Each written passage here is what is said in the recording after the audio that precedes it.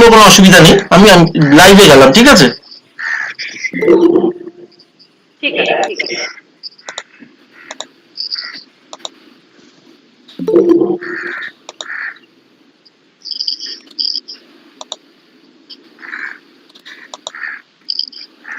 শুরু করো।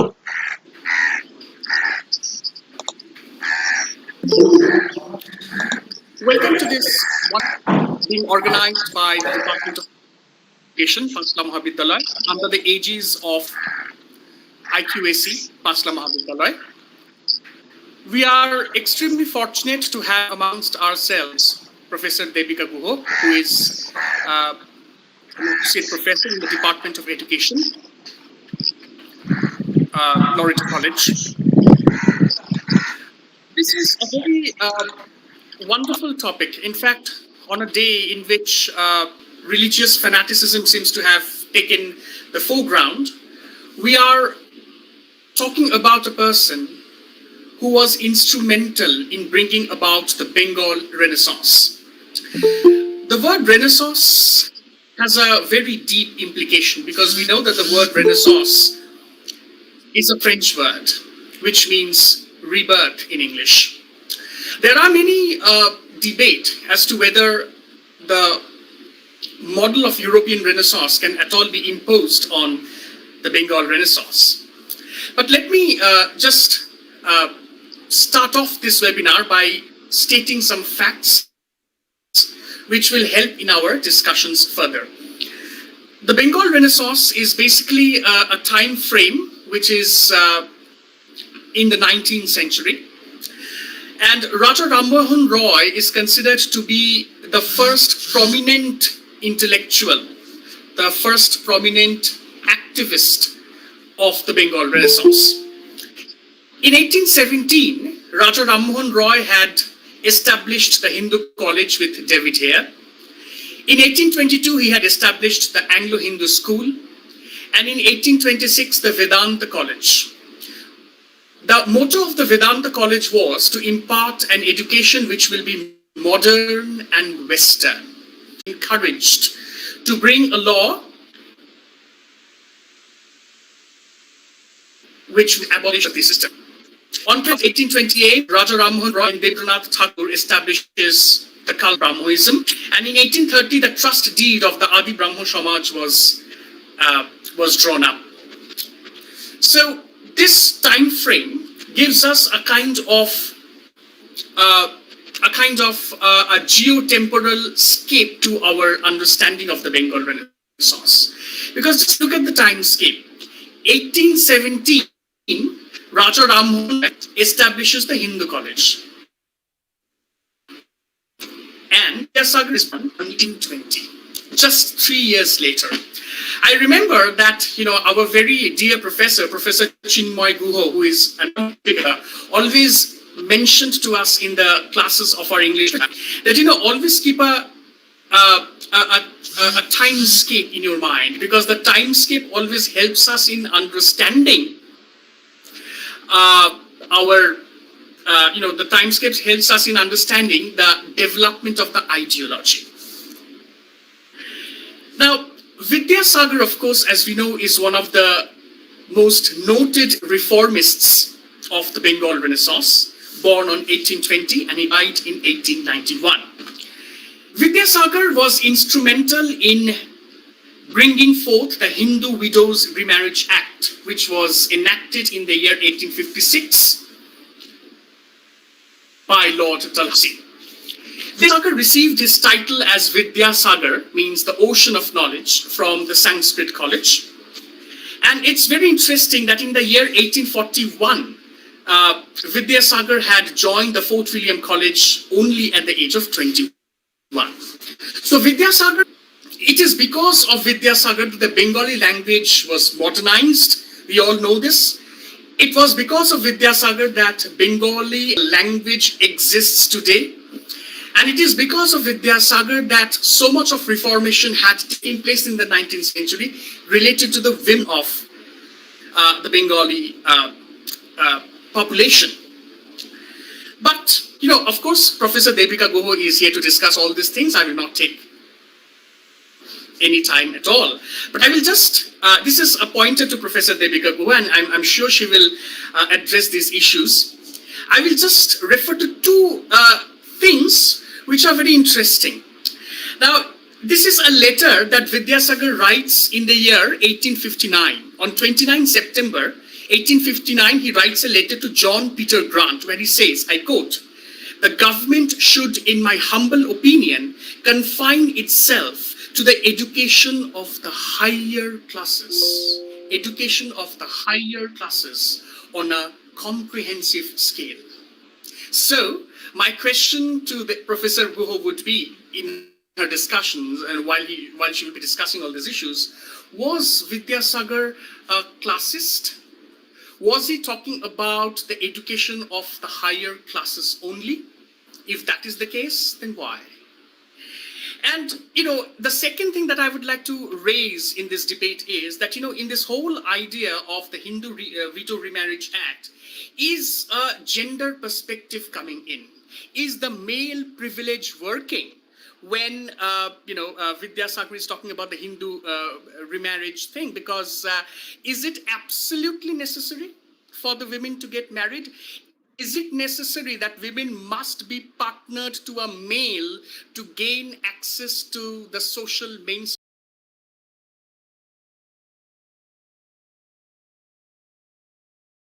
as women's entry into the social mainstream is concerned? So these are very interesting details that we can sort of discuss. I welcome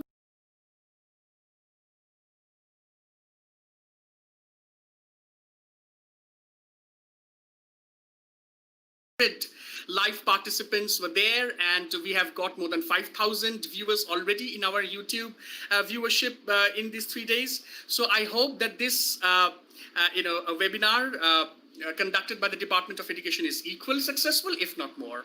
I would thank Professor Dr. Orpita Mondal Nondi, who is our chief patron for today, our principal. She is instrumental in encouraging us behind these webinars. I also thank Professor Devika Guho for joining us today. I'm sure we are going to learn a lot from her. I would also like to thank from IQAC, I would like to thank the head of the Department of Education, Professor Nandini Yogi.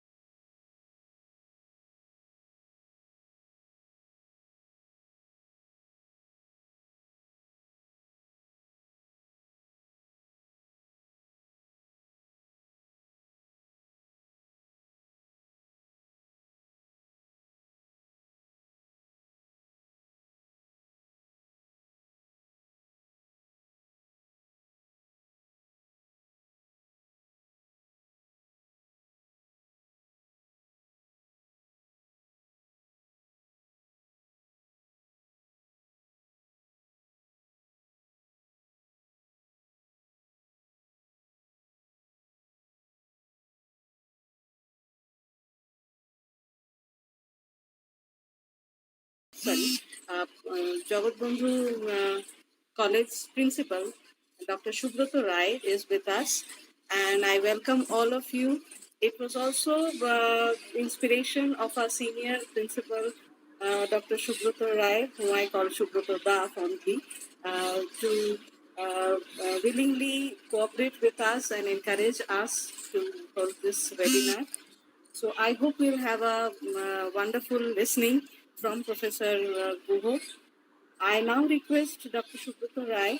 Subrata Rai, please, আপনি কিছু বলুন, আমাদের একটু encourage করুন, কিছু শব্দ বলুন, তারপরে আমরা এগিয়ে যাব আমাদের এই webinar. Thank you. Subrata Rai. Thank you, Orpita. Hello, am I audible? Yes, am I yes, audible? you are. Okay, okay. So thank you, my friend, the principal of Panchla Mahavidyalaya, Dr. Orpita Mondal. I actually, we are also the collaborating college. So I welcome our chief speaker, main speaker of this webinar, Dr. Devika Guho. So, and I also welcome all the participants, professors, students, research scholars participated in this webinar. So actually, the theme of this webinar is ocean, I think, because the discussion is limitless. I mean that there is no limit of this discussion about our the Pandit Ishwar Chandra Vidyasagar. So Vidyasagar uh, is a actually, you know, the born and brought up anyway, the district Minnapur, initially from the Hooghly district, and then after the district the Paschim Medinipur, and that time the then Minnapur. So from this remote village, uh, he had actually set an example to all of us that how the ocean of learning, you know, it's merit, I think, very praiseworthy, and uh, so much meritorious, that ocean of learning. But from my end, actually from my mind, I'm thinking always that why we those we are the doctorate or the delete or BSc, etc., we are working for that, the research work, and writing the books also. I think he was why he has written the book, the Borno Porichoy. A simple the প্রথম ভাগ and দ্বিতীয় ভাগ anyway. So he actually realized the real social problem are of the then India. uh, so, and that is why, and particularly the Bengal, undivided Bengal, and through his Varna Parichoy, we have actually learned, and we have actually seen given us the insight what is the reality, and what is the society, how can I speak from this the words sentences we speak from the learning is from his Varna Parichoy actually. So I'm very much astonished that he has written it, and that after that he's a very, I think that in Bengali it is called the Pandit, in Sanskrit. Sanskrit is also good, but definitely a Pandit of Sanskrit written the Varna Parichoy, promoted the Bengali literature, enriched the Bengali literature, and he is also good social reformer. So many social works and also the academic works he has done. Anyway, so uh, I am not the man of this area particularly, but think as a principal, I have to say something. I actually that I already told to all of you. So I think today's main speaker, Dr. Devika Guho, enlighten us and enrich us about the Pandit Ishwar Chandra Vidyasagar. Okay, welcome all. Thank you all. Thank you Subrata দা, thank you for being with us. আমাদের সাথে এরকম বড় দাদার মতোই থাকবেন সবসময়। Thank you so much. Now I request our very dear Nandidi, Dr. Nandi Niyogi, to kindly introduce our speaker today, and let us proceed for the webinar. Yes. A very good afternoon to all the participants. I especially thank you, Nilanjan, and our principal madam and principal sir of Prabhu Jagat Bandhu College for providing us with a very good introductory tune of our upcoming journey. Now it is the time of Department of Education, Panchla Mahavidyalaya.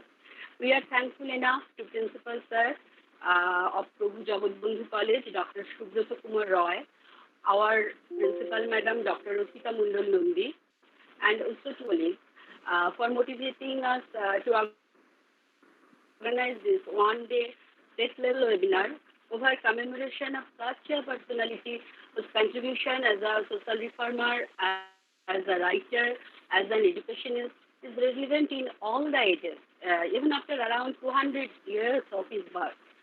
Vidyasagar is a man of many faces. I would like to read out a few lines from the essay Vidyasagar Chori by Rabindranath Tagore. We have enough time in our hands, published in the essay collection named Charitra Puja. That is, progress remains the key word. In fact, shortly after the demise of Vidyasagar, Tagore wrote, one wonders how God, in the process of producing 40 million Bengalis, produced a man. We are lucky enough having with us Dr. Devika Guha as the speaker of this webinar. Dr. Guha is professor of Loreto College, Kolkata, and has been teaching in Loreto College for the last 21 years. She is currently the head of the Department of B.Ed and faculty in the Department of Education, University of Calcutta.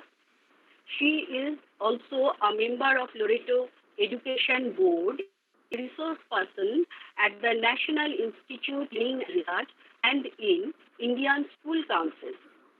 She has presented papers in national seminars and in international seminars in Tokyo University, Japan, and Kunming University, China. She has published a lot of books and various papers. Another unique achievement of her, she is trained in Western classical music, piano, from Royal School of Music and Trinity College of Music, London. So now the topic of today is revolutionary role of Vidyasagar in the field of education.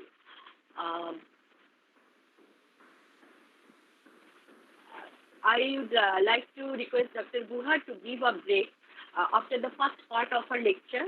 And dear participants, I request you to put your questions in your WhatsApp group so that we can go through an interactive session. Also in the mid-time between two hours, hope the upcoming session will be very interesting, very informative. So Devika, now it is your time.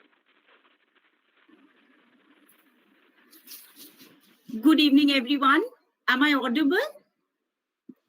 Yes, ma'am, you are audible. Yes, it's clear. I would like, first and foremost, I would like to thank both the principals, Dr. Orpita Mondal Nondi and Dr. Shubhrata Kumar Roy, as well as the IQAC coordinator, Dr. Nilanjan Chakraborty, and of course, the convener of the webinar, my dear friend, Dr. Nandini Yogi of the Department of Education of Panchla, Mahavidyalaya. Today, my topic of presentation is revolutionary role of Vidyasagar in the field of education and social reforms.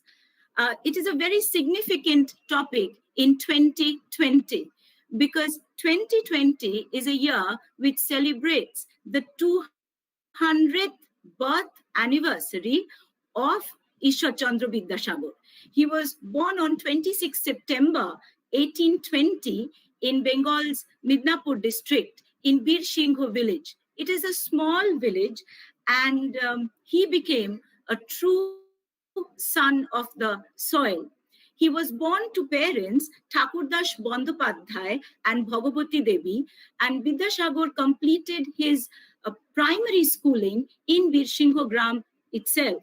Later, he came to Calcutta with his father, and he joined the Sanskrit college, completed his training, his education in Sanskrit, and in 1839, he also completed his law examination. Vidyasagar married very young to Dinomani Devi, and they had one child, a son, Narayan Chandra Bandopadhyay.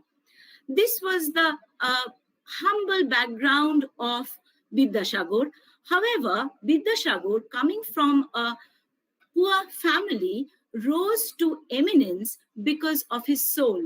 He had a soul which we may say reflects being the true son of the soil.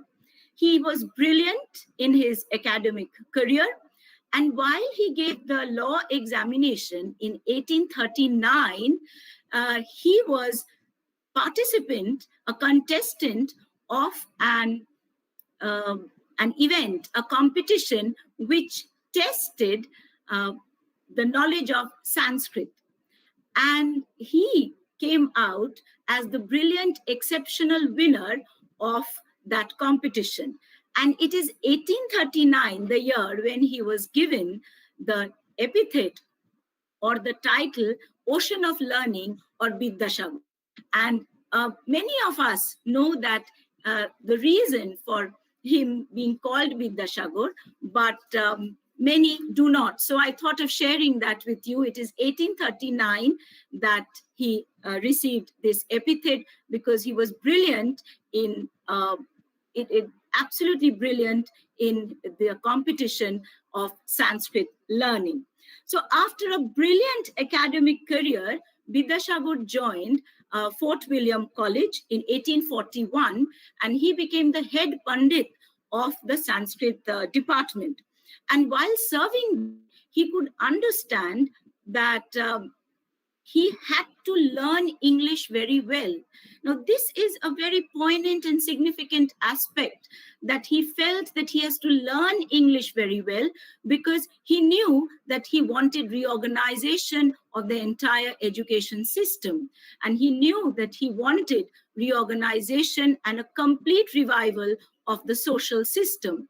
And he told himself and later to his students that how will you communicate with the ruling class, the colonial class, the East India Company and the British government, unless you know their language. So knowing the language of the ruler to overthrow the ruler is very significant. Vidyasagar learned English through his private reading. And he did it himself. This itself shows the brilliance of the man in terms of education. While serving the Fort William College as the head of Sanskrit department, he acquainted himself with Frederick James, Halliday, John Peter Grant, Cecil Beedon, and William Gray. In 1846, he was appointed Assistant Secretary of the Sanskrit College. As Nandidi has said, the initial part of my presentation would concentrate on Vidyasagar as an educational reformer. So I will concentrate, and I am concentrating on the educational contribution of Vidyasagar. So I move on to 1846, and he was appointed the Assistant Secretary of Sanskrit College. And what did he do after he became the Assistant Secretary of Sanskrit College? He immediately asked for reorganization of the entire Sanskrit College, both in terms of academic as well as in terms of administrative matters. In terms of academic matters, he wanted improvement of teaching of Sanskrit. And here lies the brilliance of Vidyasagar and Vidyasagar's vision. That is why we call him a visionary, that he wanted to integrate the learning of the classical language and classical learning with that of Western learning. He was all for propounding the knowledge of Western sciences, but his suggestion was completely ignored. So when his suggestion was ignored and he was the assistant of Sanskrit College, he resigned in 1847. So he was there only for a year, from 1846 to 1847. He was, however, recalled back.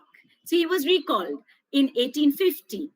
Vidyasagar, being the man that he was, he did not keep anything in his heart. He was not revengeful. He was not spiteful. He didn't say, I will not join back because you have disrespected me. He said nothing. He simply accepted the invitation of Sanskrit College asking him to come back, and he joined because he had an agenda. And that agenda was, I have to do more for my country. This time he joined as a teacher of literature, and over the years he became the secretary of Sanskrit College. he submitted a report for the reorganization of Sanskrit College, where he emphasized that he wanted a complete reorganization, and he worked out an entire minute detailed plan on how he wanted reorganization of Bengali grammar, Sanskrit grammar, and he wanted students of Sanskrit College to study Upakromonika and Bakaron Kaumudi, which he had written interpreting complex notions of Sanskrit grammar in easy, legible Bengali language. He also compiled, because he was a Sanskrit Pandit and he had completed his education in Sanskrit literature, philosophy, as well as law, he compiled a Sanskrit reader. And in this reader, he edited selected pieces from Hitopadesh, Panchatantra, Ramayan, Mahabharata, and he wanted effective Sanskrit learning. So as the secretary of Sanskrit College, after he rejoined, and he was called back in 1850, he wanted effective Sanskrit learning, and that is how he worked. That was his focus. He wanted people to learn their mother tongue, because he felt mother tongue was the primary language that every child should learn to get acquainted with their culture. And he also wanted English as a compulsory subject. Now, Mr. Ballantyne, who was part of Sanskrit College, opposed his views, but Vidyasagar was completely staunch and undaunted in his spirit, and he said that I want Western sciences, I want my students to learn Western sciences, Eastern or Oriental knowledge, I want them to learn Sanskrit, Bengali as their mother tongue, and I want them to learn English, and English must become a compulsory subject. As luck would have it, from being the secretary of Sanskrit College, he became the principal in the years 1851 to 1858. And as a principal of Sanskrit College, he brought in revolutionary changes. That is why I have named my paper, I have titled my paper as The Revolutionary Role of Vidyasagar in the Field of Education and Social Reforms. And apart from the reformation in education, which I have already shared with all the participants, I would like now to emphasize on, as a principal of Sanskrit College, the revolutionary role that he played. Why do we call him a revolutionary in terms of his role as a principal of Sanskrit College? Participants who don't know, I would like to share with you that Sanskrit College was a very closed college in the sense that it was confined to a very small spectrum of the society. It was Vidyasagar who opened the gates of Sanskrit College to the Kayasthas also. Till now, it was only the Brahmins and the elite class who were allowed admission. Vidyasagar, as soon as he donned the role of the principal, he opened the gates of Sanskrit College. From 1851 to 1858, this reformation took place, which continued later, and it is all because of Vidyasagar that he opened Sanskrit College to the Kayasthas. This was a huge, huge win on the part of, and to think in terms of education of the masses. Apart from this, he emphasized on change of course in grammar, massive changes in grammar, both Sanskrit grammar and Bengali grammar. It was because of Vidyasagar's intercession that we have the government, the then government and the British government recruiting the graduates of Sanskrit College to be deputy magistrates, which was a huge achievement for any college at that time, that government would directly recruit the graduates to be deputy magistrates. And it is Vidyasagar who made sure that this was done through his undaunted spirit and relentless effort. What is the significance of this achievement? The significance is, if the ruling class are not allowing you to be part of the administration, then independence is a far-fetched idea. But if we have to take independence, if we have to ask our sons of the soil to be part of administration, we have to compel the ruling class to make sure that the graduates of Sanskrit College are part of the administration. And so this achievement where the Indians, the Kaistas, the Brahmins, the Indians who were the graduates, they became part of the administration, as immediately after graduation, some of them were selected according to merit to be deputy magistrates in the colonial government. In 1853, Vidyasagar also completely overhauled the Department of English. English was made a compulsory subject. Monthly tuition fees were also introduced. This was the achievement of Vidyasagar being a principal of Sanskrit College. I move on to his contribution to primary education. He became interested in primary education around 1852, and in 1853, he submitted a memorandum on mass education. And he said that I am submitting a memorandum, and the first need for India is the need for mass education. He suggested the establishment of primary schools. He wanted preparation of textbooks. And what a visionary he was, that it is he who said that we must have training of teachers. If we are changing textbooks, if we are establishing more schools for primary education, we must have training institutions. He could have stopped at establishment of primary schools. He could have stopped at preparation of textbooks like many others did, but not Vidyasagar. Vidyasagar said we must prepare teachers who will complete the task of mass education. He wrote about this to Mr. Mont, who was in the Council of Education regarding these positive measures.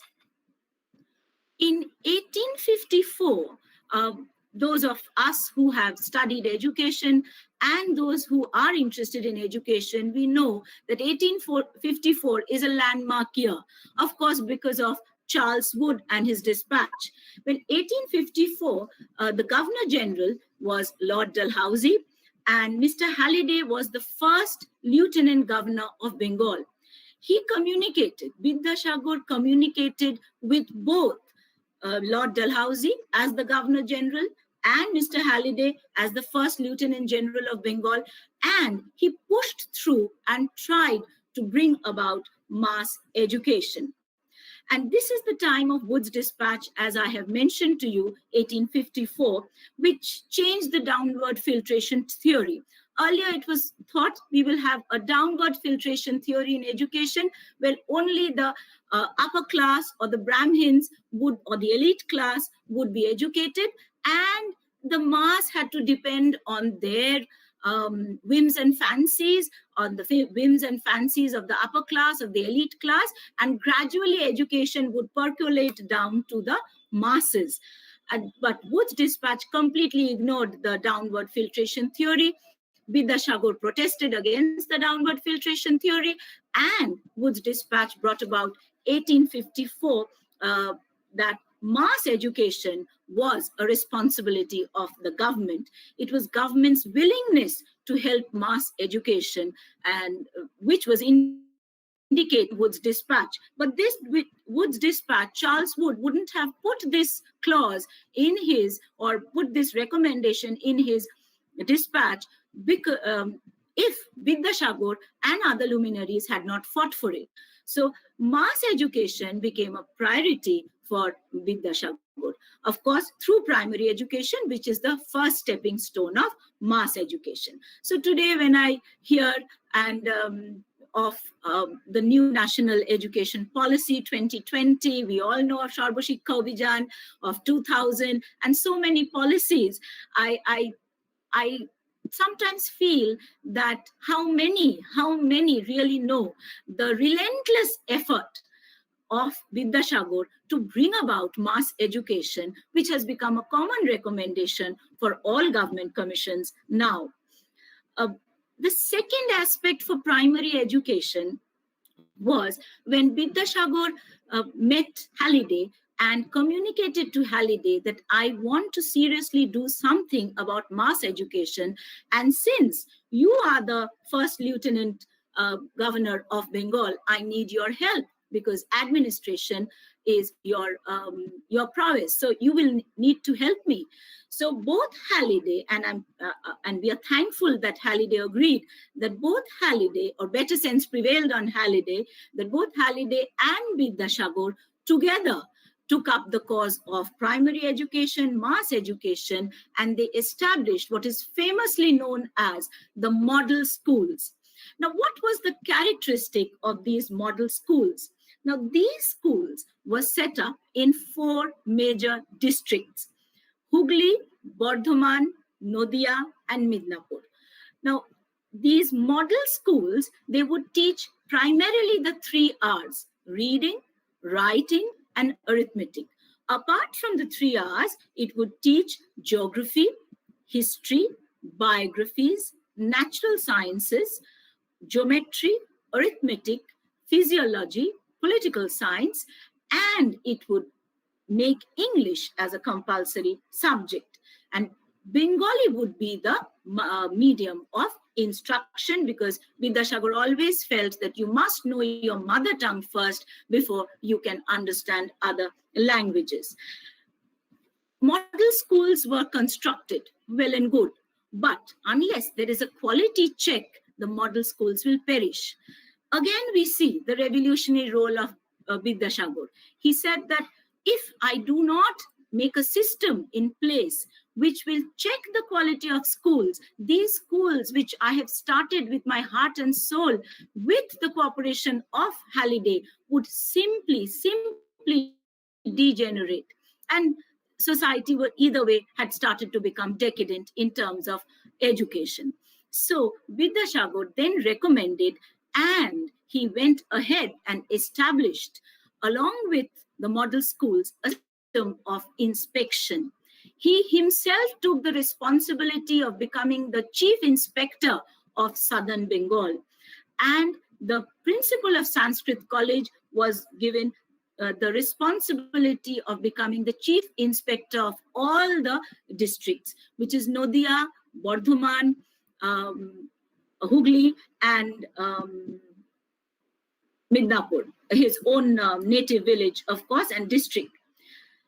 Apart from mass education, apart from building model schools, he also built training colleges, which were called normal schools. And I have already mentioned the need that he felt that why should we have training of teachers? Because it is just impossible to make your dream come true of a mass education unless you have effective, skilled teachers. We come to the famous contribution of Vidyasagar, which is very, very known by everybody, which is Varna Parichaya. But what is the background of Varna Parichaya? William Carey, and some of you may remember William Carey of the famous Serampur Trio. William Carey had already written a book on grammar. Raja Ram Mohan Roy had written Gauriya Bakaran, but Vidyasagar felt that he needed to write something more. He needed to do something more for the Bengali language. So he felt that this was the time that I must bring out a Bengali primer. I would like to share with the participants that this was a time of young Bengal, Dirosio's young Bengal, very active at that time. And this was also a time of the missionaries. So both the missionaries and the young Bengal, under Dirosio's leadership, were trying to have English as the language of schools. Although Vidyasagar felt English was needed to be a compulsory language and should be learned, but he was against only thinking in terms of English. He wanted effective Sanskrit learning. He wanted mother tongue of a person to be strong, and he wanted English as a compulsory subject. So he was very keen on spreading the knowledge of the mother tongue. So we had Derozier's Young Bengal working, we had the missionaries working, and all wanted English learning. And it was at that time that he said, I will bring out a primer which is going to help in the propagation of and learning of the Bengali language. Madan Mohan Torkolankar was a friend of Vidyasagar. Now, Madan Mohan Torkolankar had already published 3 volumes of Shishu Shikha. That had already been published. But Vidyasagar, along with Madan Mohan Torkolankar, started working on spreading of Bengali language. Here, I would like to quote, since I'm talking of the background of Barna Porichoy, I would like to quote Vidyasagar. Ishwar Chandra Vidyasagar believed, and I quote, the first spoken language in an individual's life is the language current in his immediate environment. This is the mother tongue. The English were the rulers. They are the rulers. Every person should learn English, but not before learning the mother tongue. And I end the quote. So 1850 saw Barna Porichoy. And Vidyasagar's Barna Porichoy was an aid to help people master Bengali language. All Bengalis have learned Bengali through Barna Porichoy. Others who want to learn Bengali, even they take the help of Barna Porichoy. So it is a universal aid for 200 years now to people for the mastery of Bengali. It was a thorough reform of language, and this opposed many sections of the society. He and Vidyasagar didn't care much for that. He said, I must propagate the Bengali language, but participants, please remember he was always in favor of English as a compulsory language, and the reason why I have already shared with you. He deleted many letters of Bengali which were not used in Bengali. They were used in Sanskrit, but they were obsolete in Bengali. So he deleted many letters, and that's how we see Barna Porichoy. He rationalized alphabets. The spelling style in Barna Porichoy has a very scientific background to it. And science was incorporated, scientific pronunciations were incorporated. And eventually he decided on, after rationalizing alphabets, after deleting letters which were obsolete in Bengali, in use of Bengali, but were used in Sanskrit, he came to 12 vowels and 40 consonants. Barna Porichoy saw graded lessons. So in teacher training, we say simple to complex. And Vidyasagar was not trained as a teacher. He never studied psychology. And yet he mastered the first maxim of teaching, which is simple to complex. And he gave us graded lessons, which were incorporated to help learners learn nouns, verbs, adjectives, adverbs, tense, etc. So the lessons would go in Barna Porichoy from simple to complex. He also incorporated short stories, not only for the interest of the learner who's learning Bengali language for the first time, but he incorporated this because he also wanted to give a message on 3 things: sociality, discipline, and morality. This was enormously, Barna Porichoy was enormously beneficial to mass literacy, and still today it is. Moving on to another aspect of Vidyasagar's contribution to education, we come to women's education, but I would stall my discussion and my talk on women's education because I would like to deal with women's education in the next half of my presentation, which would concentrate on social reformation and contribution of Vidyasagar. So from education, right now I would not like to speak about women's education, and I'll come back to women's education. We move on to higher education and his contribution. Now, he simply did not jump to contribution of higher education. We have to remember that. 1853, Ishwar Chandra Vidyasagar had started the Anglo-Sanskrit Free School at Birshingho, which was his birth village.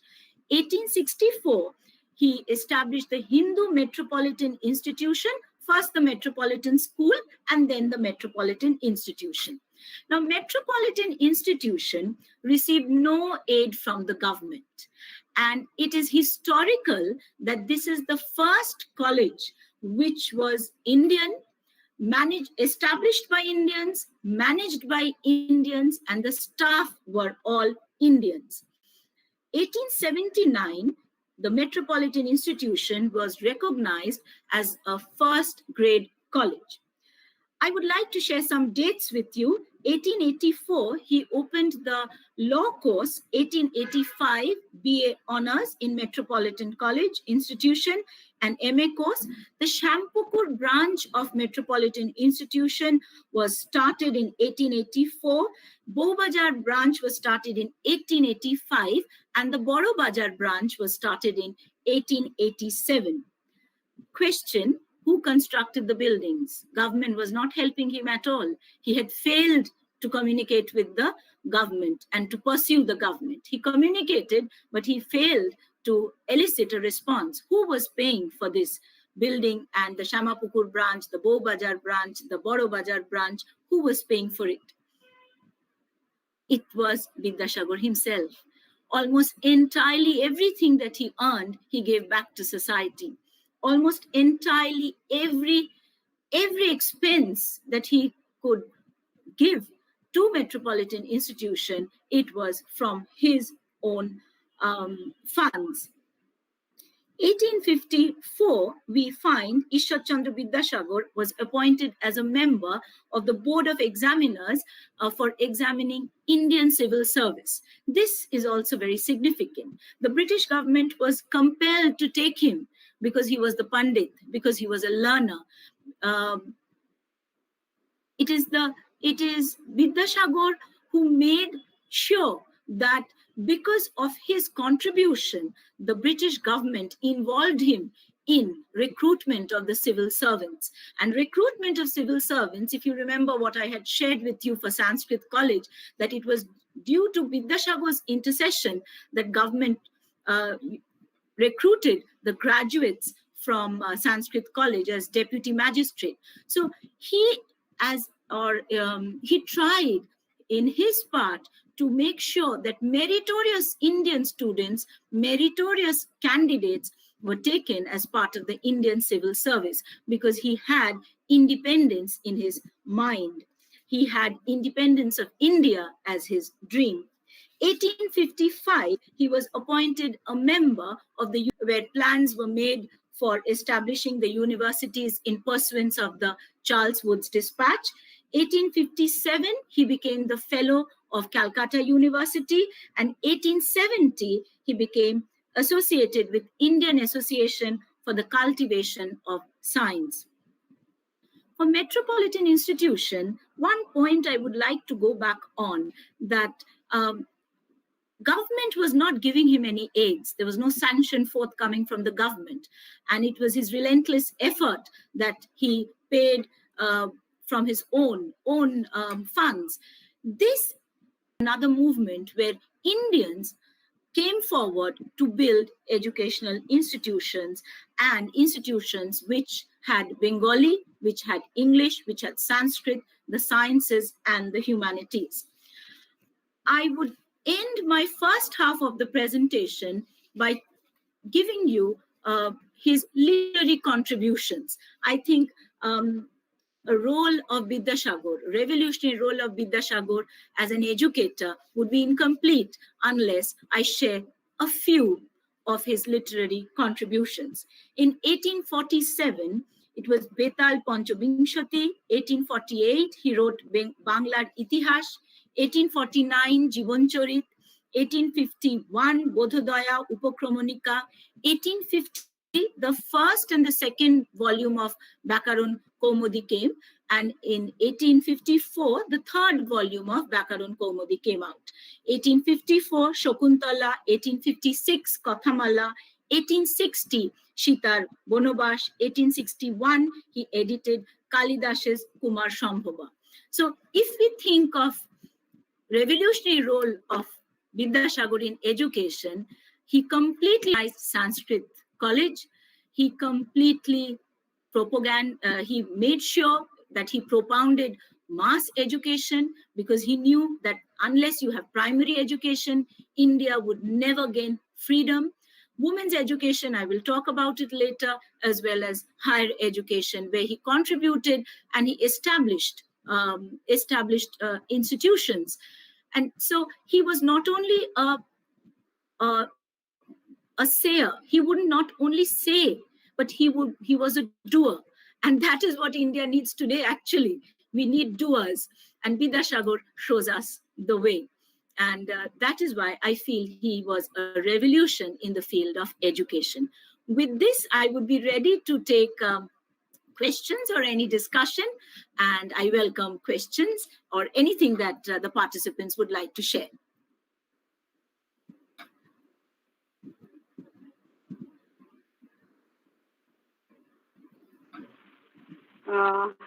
Thank you Debika. এখানে আমাদের যে WhatsApp গ্রুপটা আছে সেখানে hello, সেখান থেকে একটা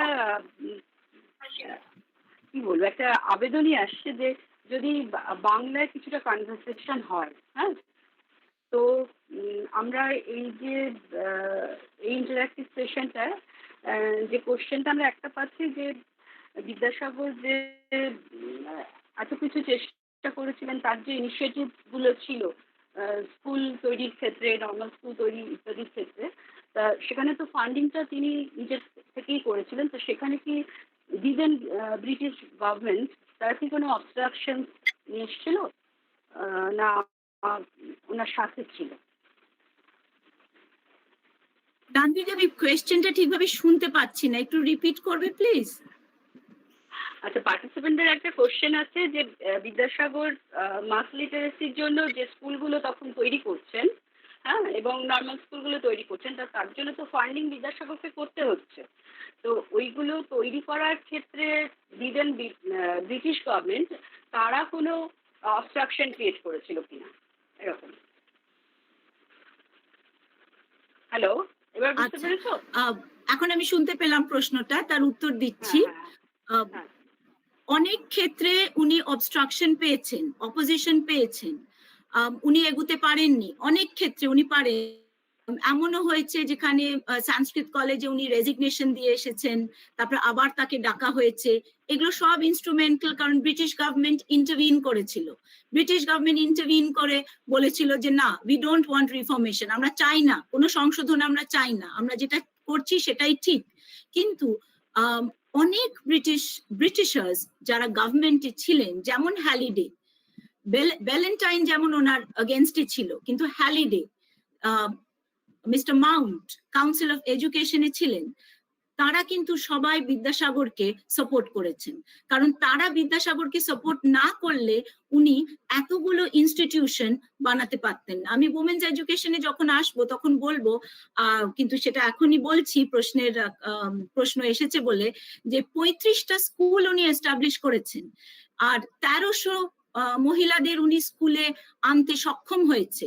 না, একটা স্কুল এস্টাবলিশ করা কখনোই পসিবল না যখন রুলিং ক্লাস, যেটা east India company, government of British government, colonial government, তারা যখন তাকে হেল্প করবে না। তো কিছু সাহেব ছিল যারা হেল্প করেছে, যেমন হ্যালিডে, যেমন চার্লস উড অ্যাকসেপ্ট করেছে, আর ডালহাউজি। কিন্তু কিছু সাহেব আবার ছিল যেমন ভ্যালেন্টাইন, যারা একদমই সাহায্য করেনি।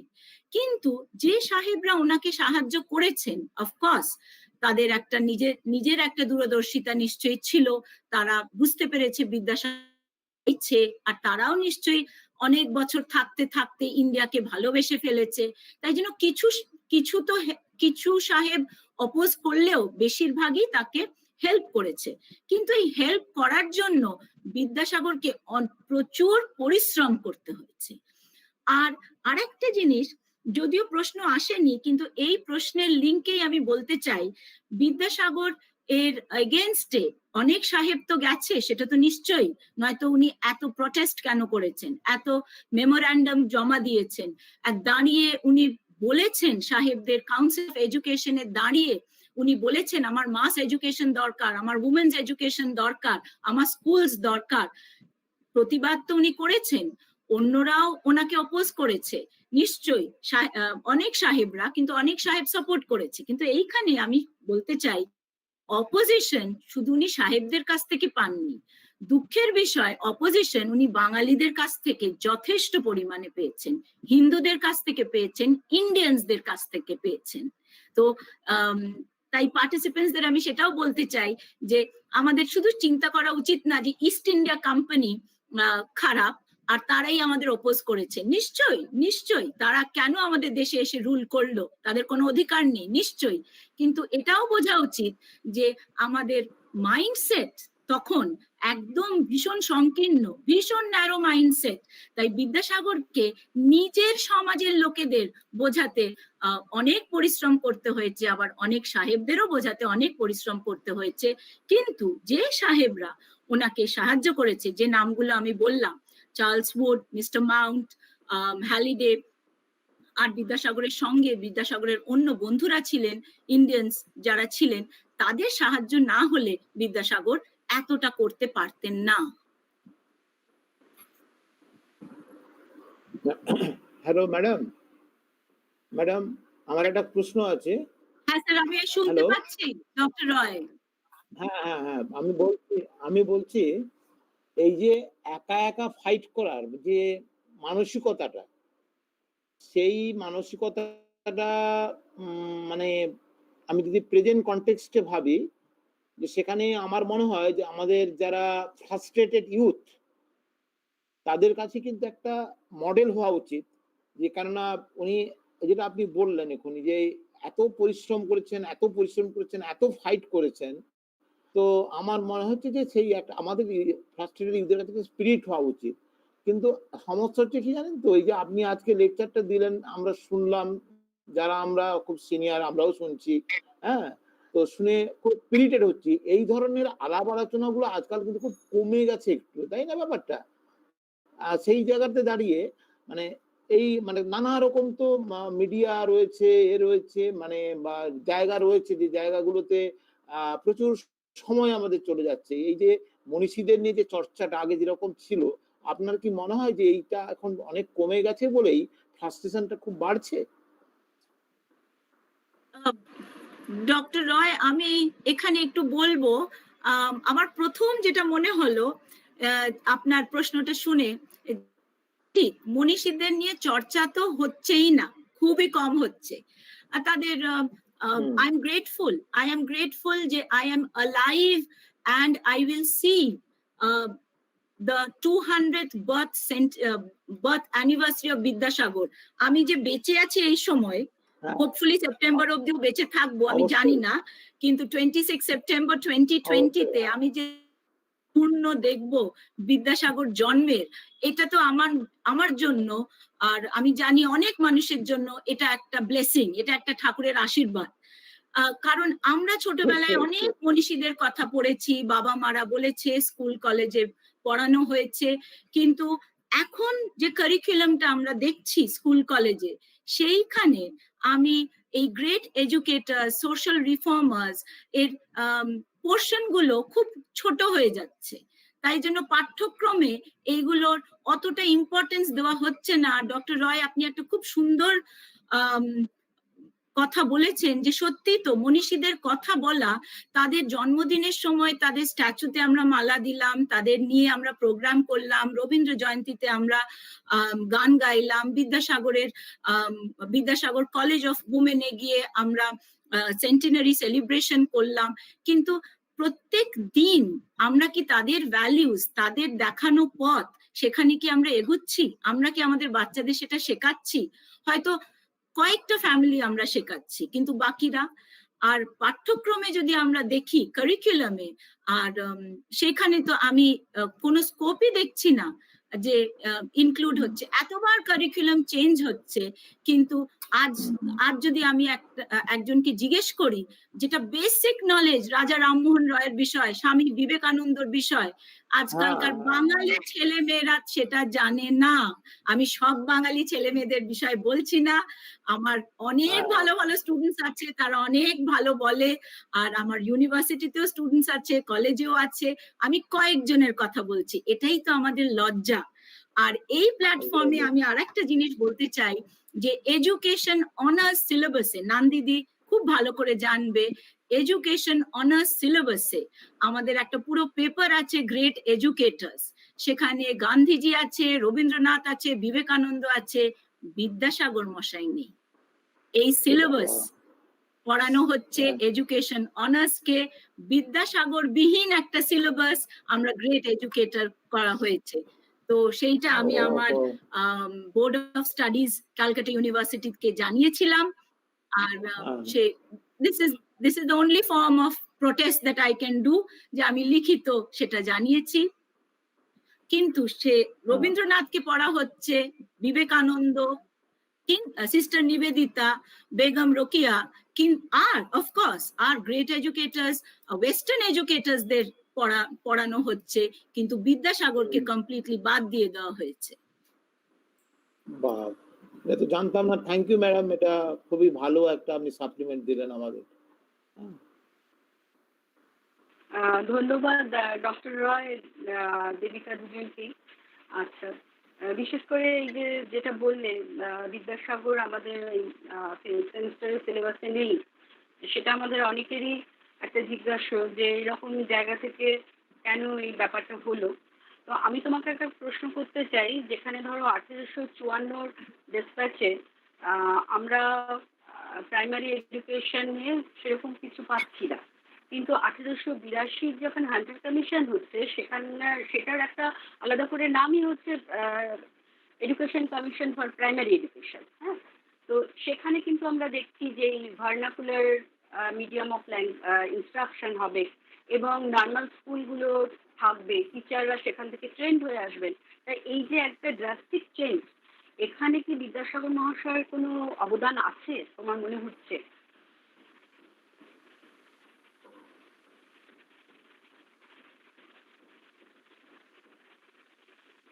হ্যাঁ, নিশ্চয়ই, কারণ 1882 যে হান্টার কমিশন এলো, তো হান্টার কমিশনে এই হান্টার নিজে সার্ভে করেছিল। হান্টার সার্ভে করে কি কি নিড, কি কি দরকার ইন্ডিয়ার, সেটা সেটা হান্টার খুঁজে বার করলো। যখন সেই নিডে খুঁজতে গেল, তখনই তো হান্টার দেখলো যে বিদ্যাসাগর এতটা কাজ করছেন। আর বিদ্যাসাগরের মেমোরান্ডাম আছে, বিদ্যাসাগর কাউন্সিল অফ এডুকেশনে লিখিত দিয়েছে যে আমার মডেল স্কুল দরকার, আমার নর্মাল স্কুলস দরকার, নর্মাল স্কুলস মানে টিচার ট্রেনিং দরকার, আমার মডেল স্কুলস মানে আমার স্কুলস ফর ইন্ডিয়ান স্টুডেন্টস দরকার। এগুলো লিখিত হান্টার কমিশন এগুলো সার্ভেতে দেখলো যে লিখিত আছে বিদ্যাসাগরের।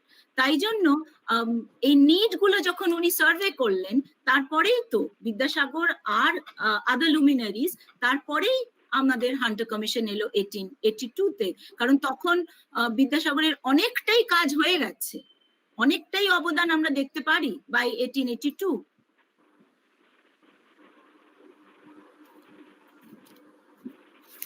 পার্থ, ইউটিউবের যে লাইভ চ্যাট বক্স, সেখানে প্রশ্ন যদি কিছু থাকে তাহলে একটু আমাদেরকে বল। দেবিকা ম্যাডাম উত্তর দিতে পারছেন। হ্যালো পার্থ। পার্থ পার্থ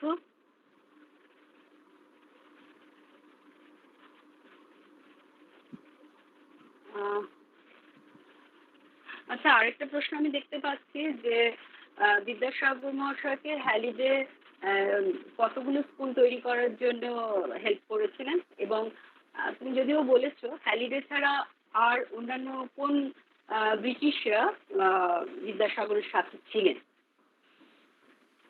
হ্যালিডে কটা স্কুল তৈরি করার জন্য বিদ্যাসাগরকে হেল্প করেছিলেন, এবং হ্যালিডে ছাড়া অন্য আর কোন ব্রিটিশরা তারা বিদ্যাসাগরের সাথে এই স্কুল ইত্যাদি তৈরি করার ক্ষেত্রে তাকে সহযোগিতা করেছে। গান্ধীজি, প্রশ্নটা আমি শুনতে পারলাম না, কেটে কেটে যাচ্ছে। আচ্ছা, প্রশ্নটা হচ্ছে যে একজন চ্যাট বক্সে যেটা দিচ্ছে সেটা হচ্ছে যে হ্যালিডে বিদ্যাসাগরের সাথে ছিলেন, তো তিনি ছাড়া আর কে কে ছিলেন, তিনি ছাড়া আর কোন কোন ব্রিটিশ পিপলরা বিদ্যাসাগরের সাথে ছিলেন? যদিও তুমি বলেছো, আর একবার একটু রিপিট করে দাও।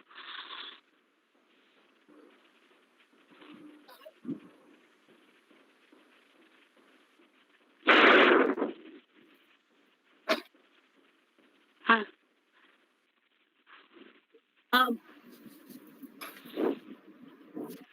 হ্যাঁ, আমি যতটুকু বুঝলাম যে সেইভাবে আমি উত্তর দিতে চেষ্টা করছি, আমি যতটুকু শুনতে পেলাম। আর যতটুকু আমি শুনতে পেলাম সেটা হচ্ছে মিস্টার মাউন্ট ছিলেন কাউন্সিল, মিস্টার মাউন্ট ওনাকে ভীষণ সাহায্য করেছেন। ডালহাউজি, গভর্নর জেনারেল ডালহাউজি ওনাকে সাহায্য করেছেন। আর আমি তো হ্যালিডের কথা বলেইছি, উনি সাহায্য করেছেন। চার্লস উড ওনার সঙ্গে কথা বলে উনি অগ্রসর হয়েছেন নিজের উডস ডিসপ্যাচে।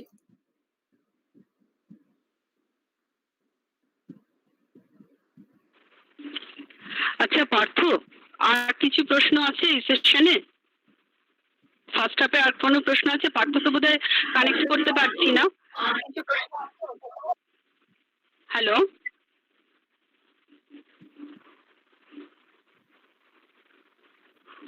হ্যাঁ পার্থ, শুনতে পাচ্ছ? আচ্ছা, তাহলে কি আমরা নেক্সট হাফে চলে যাব?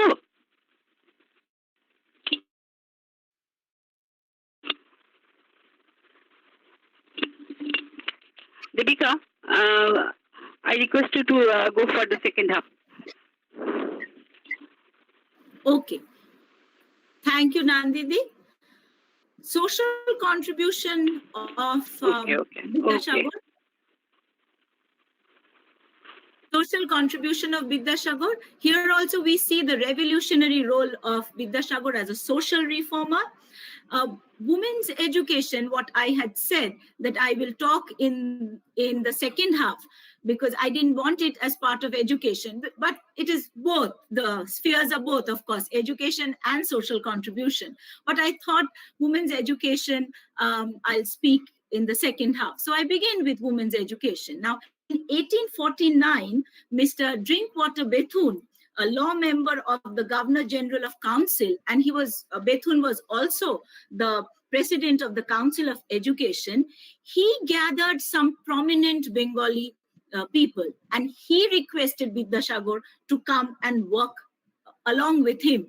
And they established an institution in 1849 for Hindu girls, and it was named as Calcutta Female School. Later it came to be known as Bethune Girls School. But the significant characteristic of this school was it was a free school. It was for females, it was for girls, and this school had secular education. So 3 significant characteristics of Bethune School: that it was a secular school, it would give secular education, impart secular education, it would be a free school, and it would be for females only for girls. And who did Mr. Drinkwater Bethune call? Among other prominent Bengali people, it was Vidyasagar. So 1849, this school was established. 1850, Vidyasagar accepted secretaryship of the school. Now, Wood's dispatch in 1854 had spoken favorably of government's responsibility towards women's education. And Vidyasagar decided to work relentlessly towards women's education and the cause of women's education. He established women's school, only women's school. He established schools for primary education, but he established also women's school in the same 4 districts where he had established model schools, which is Hooghly, Nadia, Bardhaman, and Mednipur. When government showed apathy to giving grants, to sanction grants to these schools which he had established in these districts, Vidyasagar established Nari Shikha Bhandar. Many people don't know that he established a fund, and he established Nari Shikha Bhandar to gather funds, to collect funds for women's education. Vidyasagar's undaunted spirit encouraged even other Hindus to open women's schools or schools for girls. It is said, and it is true because it is also recorded. If you go to National Library, you will find this record. National Library, which is in Calcutta National Library, you will find it that he established 35 schools and he went door to door. We talk of today door-to-door campaign. Vidyasagar went door to door, imploring people, requesting, I think the word should be pleading and praying to the heads of the family that please send your daughters to my schools, send your daughters to schools, let them be educated. They hold half of the sky. So he pleaded with them and prayed, and he was successful in this campaign, and 1,300 girls were part of his education in these schools. He started with 1,300 girls, but this was after door-to-door campaign. This is what I wanted to talk of women's education. But as a social reformer, apart from women's education, his other revolutionary role, of course, lies in widow remarriage and the support for widow remarriage. He not only created opportunities for women's education, but also for women, opportunities for women who are widow to be remarried.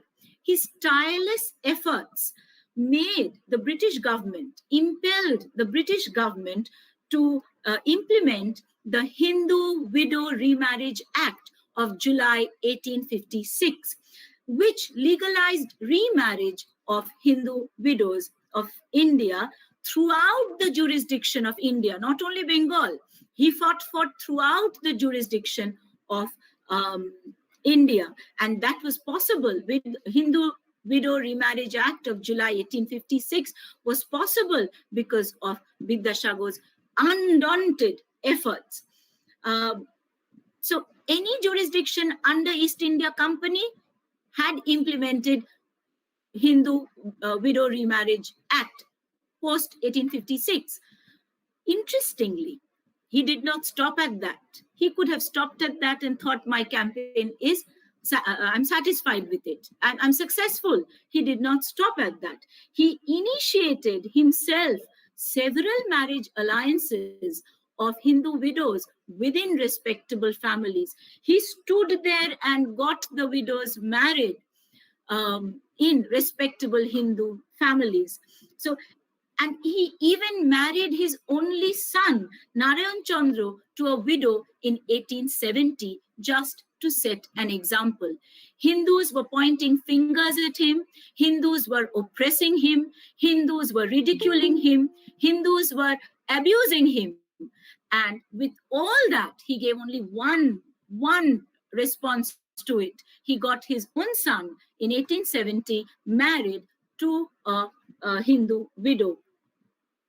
He explained when all the abuse came to him, when so many people were the Pandits, the Brahmins, the elite class, the Hindus, the middle class, the lower caste, everyone went against him regarding Hindu widow remarriage on the grounds of morality. And Vidyasagar, who was a learned man, who was completely abreast with the knowledge of Sanskrit, he took the Brahmins on, he took the priestly class on by stating from Smriti literature, the sutras and the shastras, and he pointed to the Sanskrit shlokas there. He pointed to what is written in Smriti literature, in sutras and the shastras, saying that there is no line in any of our ancient literature which prohibits women from remarriage. So he logically defended his stance. This could be possible only because he had immense knowledge of Sanskrit. He had read the Vedas, the Vedantas, the Smriti literature, the Sutras, and the Shastras. Apart from women's education and helping in women come out of their homes, enroll into schools, get themselves educated, widen the horizon of individuals, and Hindu Widow Remarriage Act. Apart from this, he severely opposed child marriage and polygamy, and he campaigned against it. He met with immense opposition from the conservative class and the orthodox class, but he fought and he wanted to stop child marriage and polygamy. We all know we had the regressive social tradition of sati. So when the husband dies, the woman is forced to be burnt alive in the fire pyre of the burning husband in the cremation, and he opposed that. He opposed. It is because of Raja Ram Mohan Roy and luminaries like Vidyasagar that the sati practice became abandoned by law. It became illegal. But I sometimes feel, and I'm sure many of you feel, that what he must have gone through, where he is the sole man standing and the entire Indian society, Hindu society, Bengali society is against him. The entire Indian community is against him. And he's the sole man standing, and he wants the woman not to die in the fire pyre of the dead husband. So he wanted to reform regressive social traditions. And of course, his major contribution among all these contribution is mass literacy movement for mass literacy and primary education. So that itself is a social reformation, because education is the instrument of change. Unless we have good education, quality education, compulsory education, we cannot bring about other reforms of the society. He wrote in Tattvabodhini Potrika, he wrote in Shom Prakash, when he was very vocal in his stance, and he was vocal about the oppression on women. He was vocal about the oppression of the British on the Indians in terms of lack of mass education. He was very vocal about oppression on the mass by the British, and he was vocal about oppression on the woman, and he was vocal about all the stances that he had taken.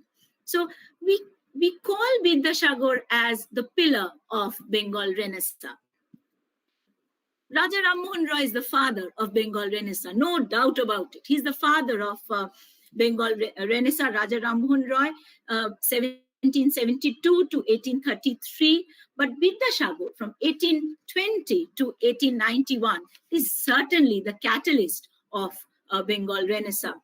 Now, Bengal Renaissance, as we know, was a cultural, social, intellectual, and artistic movement to reform society, to reform Bengal, to reawaken, to revive Bengal. And the luminaries, of course, the father was Raja Ram Mohan Roy. Due credit has to be given to him. Relentless effort of Raja Ram Mohan Roy to stand against the British, to stand against the narrow-minded Indians and narrow-minded section of Bengalis.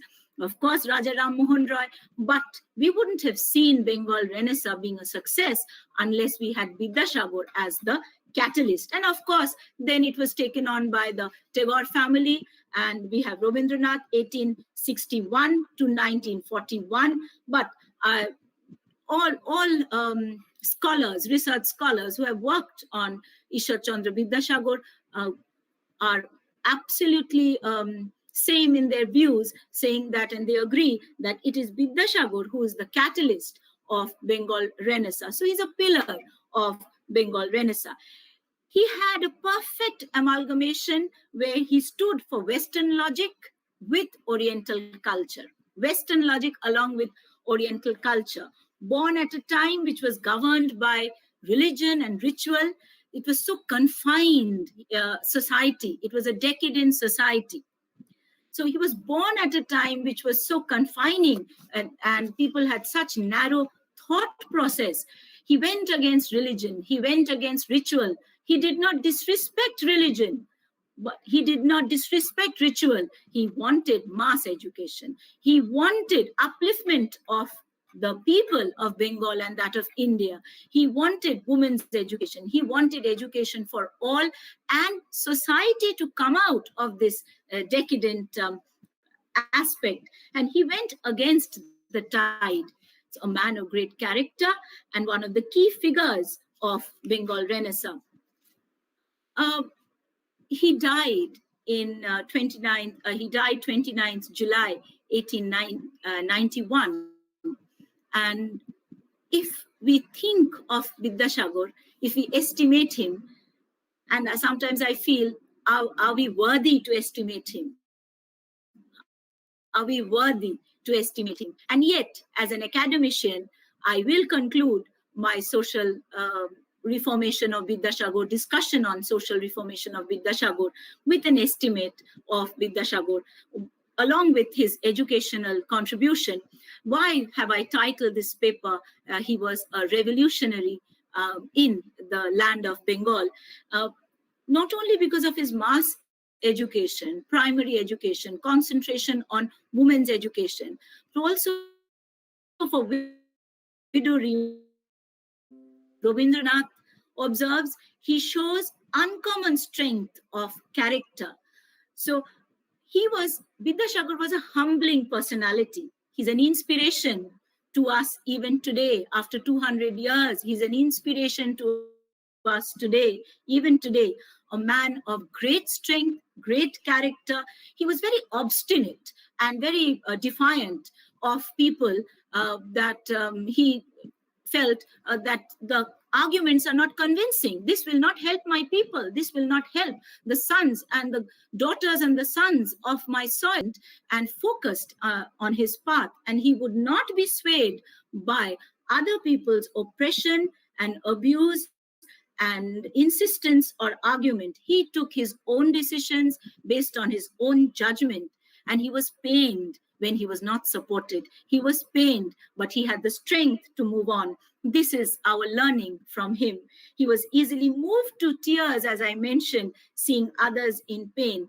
And Michael Madhusudhan Datto gave him the epithet, Dayar Sagar, ocean of generosity. Definitely Vidyasagar was Vidyasagar and Dayar Sagar, and one of the founders of Indian nationalism and a true hero of the Indian Renaissance. I would like to conclude with what Dr. Nilanjan Chakraborty set the mood for. He asked two very pertinent questions to me at the very beginning of the session, where he was introducing the webinar. And with Nandidi's permission, I would like to answer those. And Mr. Nilanjan Chakraborty said, he asked me that can we define Vidyasagar as a classist? My response would be, sir talked of mass education. He talked of education for all. He's certainly not a classist, because otherwise he wouldn't have opened the doors of Sanskrit College between 1851 to 1858, when he was the principal. He wouldn't have opened the door of Sanskrit College to the Kayasthas. It was only meant for the elite class, for the Brahmins. But he is the one who opened the doors to the Kayasthas. And for mass education, he would include all castes and classes in his schools, which he set up in the 4 districts which I had mentioned. So for your first question, Mr. Chakraborty, I would respond as a classist, certainly not. Your second question was regarding gender perspective, that you had said that Hindu Widow Remarriage Act that he had was instrumental in making, and the legislation came because of his relentless effort. And you said that why did a Hindu need to get married? Here, I would like to share with you and say that it is not the need of a Hindu woman to get married. That is not the reason why Vidyasagar helped to legalize. He was a catalyst to legalize Hindu Widow Remarriage Act. The question, Mr. Chakraborty, is not need of the Hindu widow to get married. The question is of choice. Does the Hindu widow have a choice? The question is of choice, not of need. All people, all women needs to have the choice, must have the choice. It is their right. It is their birthright to have a choice. All men need to have a choice. All women need to have a choice. All individuals need to have a choice in terms of anything that they wish to do, unless it harms, and we have to go by the fundamental duties at that time. And today as well, each person has to have the choice. Are you giving them the freedom of the choice? And the question is, who is East India Company? Who is the British government to give us a choice? We are the people of India. They are outsiders. So Vidyasagar was not concentrating on that all Hindu widows should get remarried. He was concentrating on choice to decide, and the choice would be no else's. So we think I have been able to answer your questions. I welcome other questions or discussion, or if anyone wants to disagree, please, I welcome each one of you. Thank you so much.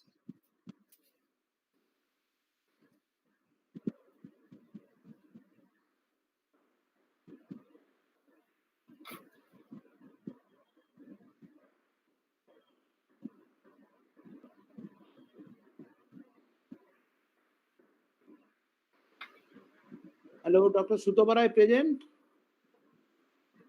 Hello? Hello, you asked something? Hello? Dr. Roy, I can hear you. Are you asking me a question? No, madam, I have a question that is, despite a lot of social reform made by, done by Pandit Ishwar Chandra Vidyasagar, it's the last stage of his life, he went to Karmata. So that is, in this period of COVID, particularly, I think that, there he has also been a social work, as a doctor. Okay, so I think, homeopathic treatment also he has propagated. Anyway, so my question is that in this COVID period, we are all in the maximum people in the stage of the depression, etc., suffering. So I think your topic, your choice regarding the discussion of the Vidyasagar is very relevant in this COVID period. Particularly, we have got a spirit from his from your talk, and that is, I think, the youth and also the senior people, they will be very much enriched from your lecture. Thank you, madam. Sutapa, hello. Thank you, Dr. Roy. Thank you. Yes. Sutapa. Dr. Roy, আমি একটু আপনার কথা একটু আমি নাম madam বলুন। হ্যাঁ, বলো দেবিকা। আমি বলতে চাই, ডক্টর রয় যেটা বললেন, আগেও বলেছেন একটা অন্য পার্সপেক্টিভে, এখনো বললেন যে আমি যদি আমার সব স্টুডেন্টসদের জিজ্ঞেস করি যে তোমরা কি সাউথ সিটি মলে গেছো, যারা কলকাতায় থাকে, সবাই বলবে হ্যাঁ ম্যাম অনেকবার গেছি। আমি আমার লোরেটো কলেজের স্টুডেন্টসদের যদি জিজ্ঞেস করি, আমি আমার ক্যালকাটা ইউনিভার্সিটি স্টুডেন্টসদের যদি জিজ্ঞেস করি, আমি এমএ আর এমএড ওদের পড়াই, ওরা বড় স্টুডেন্টস, লোরেটো কলেজে education honours students are B Ed students, সবাইকে যদি জিজ্ঞেস করি সাউথ সিটি মল গেছো, হ্যাঁ গেছি। নিকো পার্ক গেছো, হ্যাঁ গেছি। সায়েন্স সিটি গেছো, হ্যাঁ গেছি। কিন্তু আমি যদি বলি সংস্কৃত কলেজ কি দেখেছো, সংস্কৃত কলেজ কি তোমরা দেখেছো? ঠিক ঠিক তাই ঠিক। আজকে আমরা যারা স্টুডেন্টস আছে এখানে, আমি তাদের বলতে চাই, one Bankim Chatterjee street college স্কোয়ারে সংস্কৃত কলেজ আছে, একবার গিয়ে দেখো, একবার Sure. গিয়ে দেখো, শিওর শিওর। বাইরে থেকে রাস্তা থেকেই দেখো, আর রাস্তা থেকেই দেখো। আর বীরসিংহ গ্রামে গিয়ে বিদ্যাসাগরের মিউজিয়াম দেখো, যেটা গভর্নমেন্ট বানিয়েছে। এই কয়েকটা জিনিস আমরা এত ঘুরি, এত যাই, আমরা কয়েকজন দেখেছি, কিন্তু আমরা নিজেদের ঐতিহ্যই ভুলে যাচ্ছি আনফরচুনেটলি। তাই আমি ভাবলাম এই প্ল্যাটফর্মে, যেহেতু আমি আজকে বিদ্যাসাগরের বিষয়ে কথা বলছি, যে তোমরা ছাত্রছাত্রীদের বলছি যারা আমাদের এই ওয়েবিনারে আছে, তোমাদের আমি অ্যাড্রেসটাও দিয়ে দিচ্ছি, one Bankim Chatterjee street college স্কোয়ারে সংস্কৃত কলেজ আছে, গিয়ে দেখো। বীরসিংহ গ্রামে জন্য যে মিউজিয়াম করা হয়েছে সেটা যেও, আর সাউথ সিটি মল তো থাকবেই। ঠিক ঠিক ঠিক ঠিক। স্যার আপনি কিছু বলছিলেন আমাকে? হ্যাঁ, কিছু প্রশ্ন করো না ম্যাডামকে। হ্যাঁ হ্যাঁ ম্যাডাম, আমি সুতপা রায়, ডিপার্টমেন্ট অফ ফিলোসফি, প্রভু জগৎবন্ধু কলেজ। আমি হ্যাঁ বলছি যে আমি ওয়েবিনারটাতে একটু লেটে ঢুকেছি, তাই প্রথম দিকটা ওনার শুনতে পারিনি ম্যাডামের লেকচারটা, বাট যেটুকু শুনেছি it was very very eloquent. I mean you are excellent. হ্যাঁ, এত সুন্দর লেগেছে, এত সুন্দর করে আপনি প্রেজেন্ট করেছেন। থ্যাংক ইউ ভালো সুতপা দি, থ্যাংক ইউ। হ্যাঁ, and একটা কোয়েশ্চেন আমার ভীষণ মনের মধ্যে সবসময়তেই, I always think over this, যে টু থিংস। এক হচ্ছে যে এই যে আমরা ধরুন আজকে বিদ্যাসাগরকে নিয়ে আলোচনা করছি, বা Rabi Thakur, Vivekananda, what is the present world lacking that we can't produce such great people now today? আমাদের এতই খারাপ যে আমরা এতটাই সুপারফিশিয়ালি নিজেদের তৈরি করছি যে we can't become Tagore or Vidyasagar.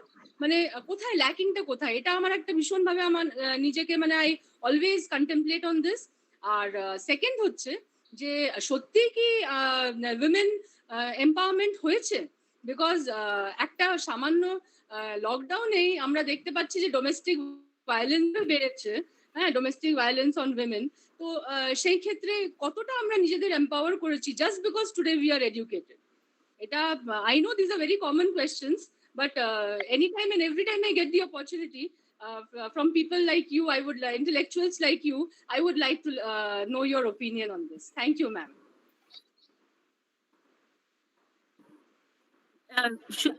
Okay, Shutapa ma'am, I would like to say that I am not a psychologist, so I will not be able to say where amra kothay lack korchi, amra keno, kintu ami educationist, as an academician, as an individual, as a responsible individual, আমি বলতে পারি যে আমরা যে পাঠ্যক্রমটা করেছি, আমরা যে কারিকুলামটা করেছি, আমরাই বলছি, কারণ আমাদের কলিগসরাই কারিকুলাম করেছে।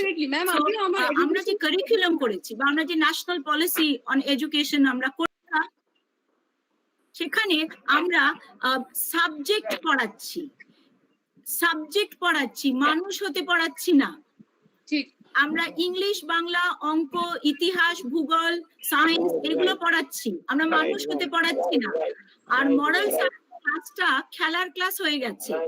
যখন অঙ্ক স্যার নিজের সিলেবাস যদি না কমপ্লিট করতে পারেন, বা বাংলা স্যার বা ম্যাম যদি না কমপ্লিট করতে পারে, বা ইংলিশ বা ফিজিক্স বা এনি সাবজেক্ট, তখন সে টাইম টেবিলে। তাই জন্য মরাল সায়েন্স ক্লাসের অস্তিত্বই নেই। আর আজকে খেলাম হচ্ছে যেখানে এথিক্স ওদের একটা পোর্শন, যেখানে ইঞ্জিনিয়ারদের পড়ানো হচ্ছে এথিক্স। আপনি ভাবতে পারছেন যে আমাদের সমাজের কি অবস্থা হয়ে গেছে, যে আইআইটিতে এথিক্স পড়ানো হচ্ছে। এথিক্স তো ছোটবেলা থেকে মা বাবা আমাদের শিখিয়েছে, আমাদের রহন সহন, গঠন, চিন্তা সবকিছু, আমাদের আমরা এটা শিখছি, এটাকে শেখাতে হচ্ছে। তার মানে there is a lack in parental role. এখন প্যারেন্টস এর সঙ্গে যদি আপনি কথা বলেন, প্যারেন্টস বলছে যে আমরা ভয় পাচ্ছি বাচ্চাদের শাসন করতে, কারণ বাচ্চারা কোনো আনটুয়ার্ড ইনসিডেন্ট যদি না করে বসে। So if parents, the individual role of the parents, there has to be a rethinking of the parental role. আর আমি এডুকেশনের দিক দিয়ে যেটা বললাম সেটা হচ্ছে আমাদের সাবজেক্ট পড়ালে হবে না, সাবজেক্টের মূল কথাগুলো কি, ফাইনালি তো আমরা সেই সোলটাকে, গান্ধীজি বলেছিল education is the drawing out of the mind, body and soul. একজন যে ফার্স্ট আসছে মাধ্যমিকে, উচ্চ মাধ্যমিকে ফার্স্ট আসছে, ক্যালকাটা ইউনিভার্সিটিতে ফার্স্ট আসছে, গোল্ড মেডেল পাচ্ছে, আমিও গোল্ড মেডেল পেয়েছি, I am not saying that যে যারা ফার্স্ট আসছে তারা খারাপ, কিন্তু আমি বলছি তাদের ভেতরে সোলটা কি আছে, না আমরা শুধু কয়েকটা পুঁথিগত বিদ্যা আউড়ে আমরা ওরকম ভাবে আমরা পরীক্ষা দিয়ে আমরা জাস্ট চাকরিতে আমাদের বাচ্চারা ঢুকে যাচ্ছে। তাই জন্য we have to stop teaching subjects and we have to start teaching about life. And how to teach? Through subjects, definitely medium of teaching টা কি হবে, naturally through subjects হবে। আর Sutapa ma'am, your second question about women empowerment, আমরা অনেকটাই এগিয়েছি, কিন্তু দীর্ঘ পথ, অনেকটাই আরো যেতে হবে। Thank you ma'am. সেখানে উমেনদেরও আমার মনে হয় একটু রিয়েলাইজ করতে হবে যে we need to be empowered. Empowerment মানেই কিন্তু যে আমি একটা স্যালারি ড্র করছি, আমার একটা চাকরি আছে, সেটা নয়। I should know my status, আমার রাইট কি, আমি কখন কথা বলবো, আমি কতটা মেনে নেব, কতটা অ্যাডজাস্ট করবো। আমার মনে হয় এই জায়গাগুলো আমাদের রিয়েলাইজ করা দরকার। ইটস নট দ্যাট আমি হাউসওয়াইফ মানেই আমি এম্পাওয়ার্ড হতে পারি না, ইটস নট দ্যাট। সেই জায়গাটাতে আমাদের কোথাও একটা ল্যাকিং থেকে যাচ্ছে। আমরা হয়তো নিজেদের ছেলে মেয়েদেরও সেইভাবে শেখাতে পারছি না যে এইটা জানা দরকার, এর সম্বন্ধেই জানা দরকার, এই জায়গাটা জানা দরকার, এই মানুষ আমাদের নিজেদের দায়িত্ব নিতে হবে। রাইট, হ্যাঁ। সেখানে আমরা কোথাও একটা মানে সুপারফিশিয়াল।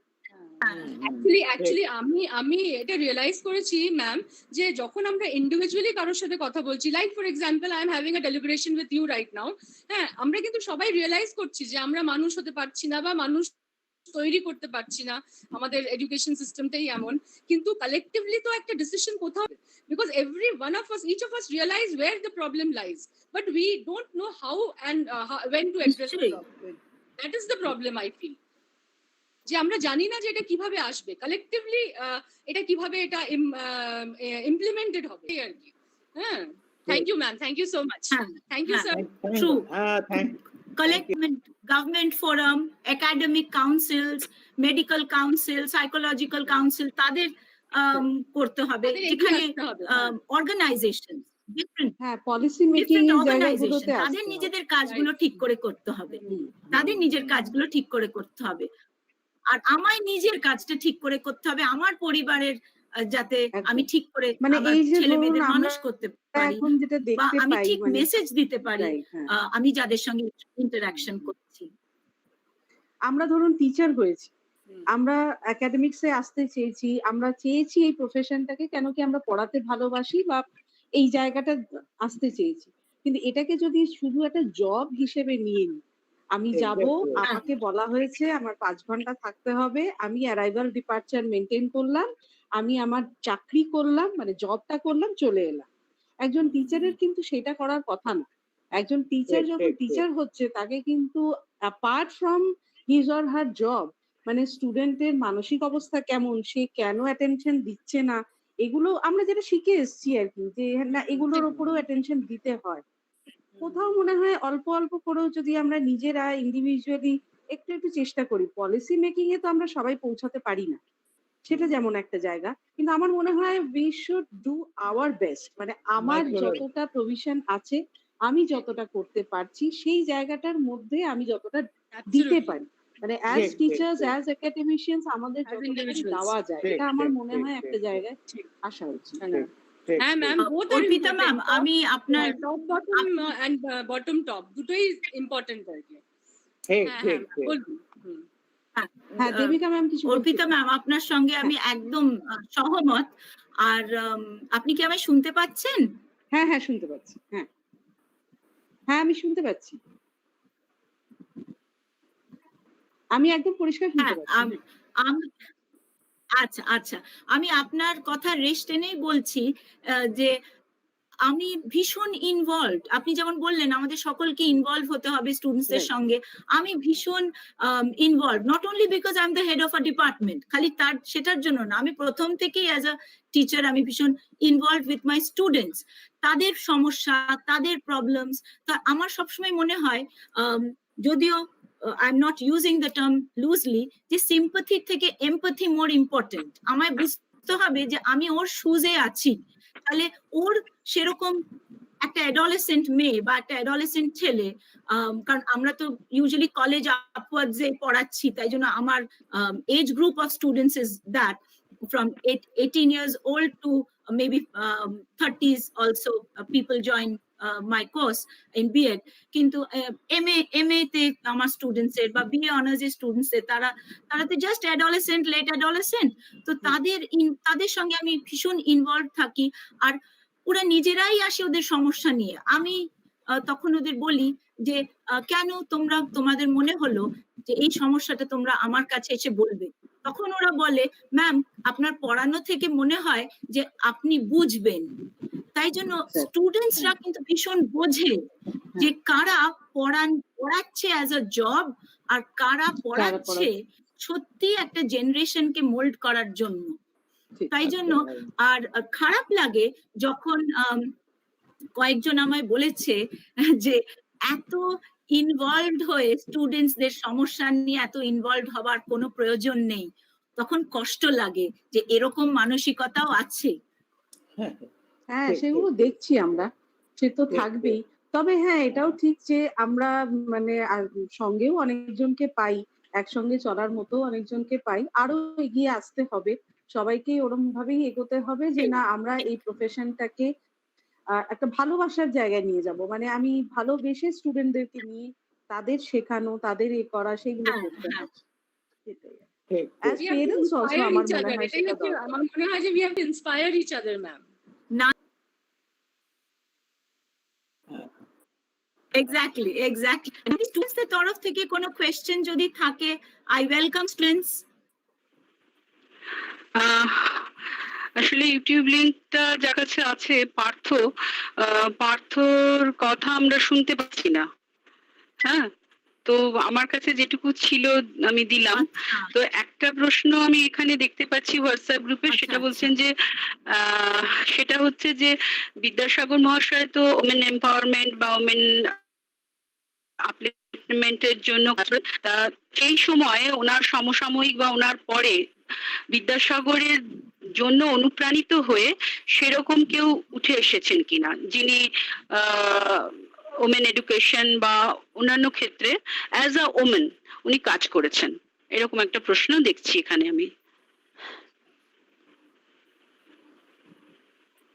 আমি প্রশ্নটা শুনতে পেলাম না। প্রশ্নটা হচ্ছে যে বিদ্যাসাগর মহাশয় ওমেন এম্পাওয়ারমেন্টের জন্য কাজ করেছেন, তাই তো? তা এখানে প্রশ্নটা হচ্ছে যে বিদ্যাসাগরের সঙ্গে কেউ ছিলেন সেরকম মহিলা, বা তারপরে কেউ এসেছেন যিনি বিদ্যাসাগরের জন্যই ওমেন এম্পাওয়ারমেন্ট বা ওমেন এডুকেশনের ফিল্ডে কাজ করেছেন, তার সমসাময়িক বা তার পরবর্তী? বিদ্যাসাগরের সমসাময়িক বা বিদ্যাসাগরের পরে কোনো মহিলা, মানে আমাদের বাংলাদেশে তারা এসে ওমেন এডুকেশন এবং ওমেন এম্পাওয়ারমেন্টের ক্ষেত্রে কাজ করেছেন কিনা, বিদ্যাসাগর বা বিদ্যাসাগরের পরে? আচ্ছা, বিদ্যাসাগরের পর সব থেকে বড় লুমিনিয়ারি যাকে আমরা বেঙ্গল রেনেসাতেই আমরা দেখি, সেটা হচ্ছে টেগর ফ্যামিলি থেকে। টেগর ফ্যামিলির সবাই, রবীন্দ্রনাথ ঠাকুর, অবনীন্দ্রনাথ ঠাকুর, সবাই আমাদের উমেন্স এডুকেশনের ওপরে কাজ করেছে। আর টেগর নিজে লিখেছেন বিদ্যাসাগরের বিষয়, যেটা আমি বললাম যে উনি বলছেন, টেগর বলছেন হি showed uncommon strength of character. যে মেমোরান্ডাম গুলো বিদ্যাসাগর মহাশয় দিয়েছেন ব্রিটিশ গভর্নমেন্টকে, টেগর সেই মেমোরান্ডাম গুলো অ্যানালাইজ করেছেন, বিশ্লেষণ করেছেন। আর রবীন্দ্রনাথ ঠাকুর নিজের সাহিত্যে আর নিজের পার্সোনাল ক্যাপাসিটিতে উমেন্স এডুকেশনের বিষয় লিখেছেন আর স্কুলে সাপোর্ট করেছেন। উনি পেট্রন ছিলেন অনেক উমেন্স এডুকেশনের। তাই জন্য আর তাছাড়া তার সঙ্গেও আমাদের গান্ধীজি বিদ্যাসাগরকে বেঙ্গল রেনেসার একজন তারা বলেছেন। তো গান্ধীজি বিদ্যাসাগরের যে কন্ট্রিবিউশন সেটা উনি ডিটেইলে পড়েছেন, সেখান থেকে ইন্সপায়ার্ড হয়েছেন। গান্ধীজির লেখাতেই আছে যে he has been inspired by Vidyasagar. আর গান্ধীজির বেসিক এডুকেশন তো আমরা জানি, আরবি উমেন্স এডুকেশনের তো এত বেশি কন্ট্রিবিউশন আমরা জানি। So the two most important people আমার যেটা মনে হয় সেটা হচ্ছে রবীন্দ্রনাথ আর টেগর ফ্যামিলির সবাই, আর Gandhiji. Ma'am, any women Madam, involved? madam. I think the question was, is there any women? Rani Rashmoni is Dr. Niyogi will be able to say, হ্যাঁ রানী Rashmoni sir, আমিও ওনার কথা ভাবছিলাম। হ্যাঁ। শরৎচন্দ্র চট্টোপাধ্যায়। ডক্টর রয় কি বললেন আমি শুনতে পেলাম না। ওই বলছে যে আমার মনে হলো যে ডক্টর নন্দী নিয়োগী যে প্রশ্নটা পড়ে শোনালেন, তো উনি প্রশ্নটাতে ছিল যে কোনো মহিলা কাজ করে, মানে এরকম ধরনের উইমেন এম্পাওয়ারমেন্ট নিয়ে কাজ করেছেন কিনা, মানে বিদ্যাসাগরের মানে সময় any woman contemporary to Vidyasagar. Absolutely right. Okay. I am sorry, I am not aware of it. We were thinking of Rani Rashmoni, but I don't know whether she was absolutely contemporary or not. I mean, contemporary. Contemporary, na? Yeah. কিন্তু নিশ্চয়ই রানী রাসমণি তো আছেন, কিন্তু ওই স্কেলে বিদ্যাসাগর যে স্কেলে করেছেন, একদম সাহেবদের কাছে পৌঁছে গিয়ে মেমোরান্ডাম জমা দিয়ে পুরো একটা পলিসি করিয়ে নিয়েছেন, সেই স্কেলে আমি জানি না, মানে সেই স্কেলে আমার মনে হয় না কেউ, যদি থাকতেন আমরা নিশ্চয়ই জানতাম। সেটাই, কন্টেম্পোরারি হয়তো ছিলেন না, কিন্তু তারপরে যারা এসেছেন এখনো আসছেন সবাই হয়তো সেই বিদ্যাসাগরের হাত ধরেই, কারণ নারী শিক্ষা, উমেন এডুকেশন সেভাবে তো ছিল না, বিশেষ করে এটাকে একদম মাস এডুকেশন থেকে শুরু করে হায়ার এডুকেশনের দিকে নিয়ে যাওয়া, স্পেশালি ফর উমেন, সেটা বিদ্যাসাগর মহাশয়ের আগে কিন্তু এরকম বাইরে গিয়ে শিক্ষা, বাড়ির বাইরে গিয়ে স্কুলিং হবে এটা ভাবা হয়নি। তো সেই দিক থেকে আমরা অবশ্যই অত্যন্ত গ্রেটফুল আমরা যে এই জায়গায় আছি। আমরা আজকে অর্পিতা ম্যাডাম, তুমি, আমি বা পাপিয়া ম্যাডাম, আমরা এই প্ল্যাটফর্মে অনেকেই আমাদের পার্টিসিপেন্টস আছে, সেটা হয়তো বিদ্যাসাগরের জন্যই, হয়তো না বলবো অবশ্যই আমরা এই জায়গাটা তার জন্যই থাকতে পারছি। আচ্ছা, আর আপাতত একটা প্রশ্ন, যে ফিমেল স্কুলগুলো বিদ্যাসাগর তৈরি করেছিলেন তার প্রেজেন্ট স্টেটাস, মানে এখন সেই স্কুলগুলো কি অবস্থায় আছে?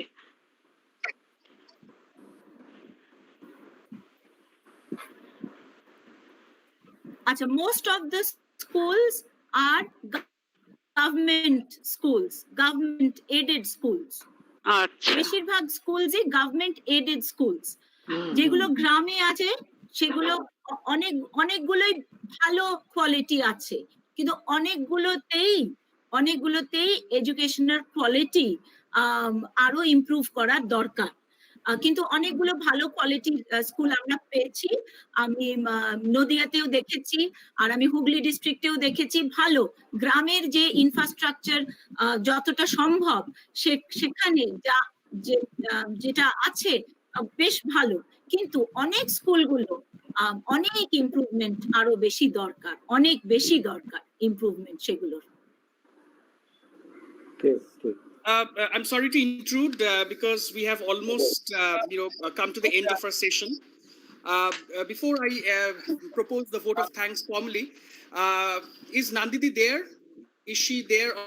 Yes. Achi. Please announce the next webinar. Please announce the next webinar that you are conducting, the national level webinar, the date and time. On 16th August, 4 p.m. onwards, and 16 August, 4 p.m. onwards, and the webinar is on revamping evaluation in educational days. Okay. So that seems to be a very pertinent topic, which the Department of Education will be conducting 16th of August, 4 p.m. So those of you who attended today, if you are interested, please make sure that you register yourselves. Shonju Dash would be, of course, helping you out. So this is the time to propose the vote of thanks. I would like to thank from the IQAC first and foremost. I would like to thank our principal, Dr. Orpita Mondol Nondi, for her constant cooperation and support. Thank you, ma'am, for everything.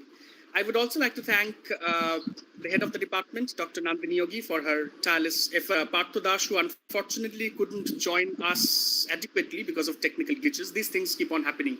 These are the new normal days where we meet virtually, we meet in webinars, and then unfortunately these technical glitches take. But then doesn't matter, because we have learned a lot from Professor Devika Guha today. Thank you, ma'am, for your wonderful presentation. It was very enticing, enthralling, and I suppose that the ultimate aim of any seminar or webinar is to give rise to questions. So I think your talk would have given rise to many questions, debated and discussed, I'm sure, in the future days. I would also thank all those who joined us today, like Dr. Subroto Roy, Professor Shutapa Rai. We are very, very thankful for your kind presence. So this webinar, I suppose, was a successful one. Next, I think, if I'm not wrong, ma'am, if you please tell us the date of the Pol Science webinar that we are conducting. When is it? It's on 10th of August. 10th of August, 11 a.m. onwards. 10th of August, 11 a.m. And I suppose the topic for that Pol Science webinar is something on the recent tensions and the facets of them with especially among China and India, I suppose. Exactly. So that will be a very interesting webinar as well. Looking forward to that. So I thank all of you. I thank all the participants who have joined across the board. And I was following the YouTube chat box and everything. They were very active, and some of them have given very positive, feedback already. I thank all the participants for joining. So thank you and good afternoon. And Nilanjan. Yeah.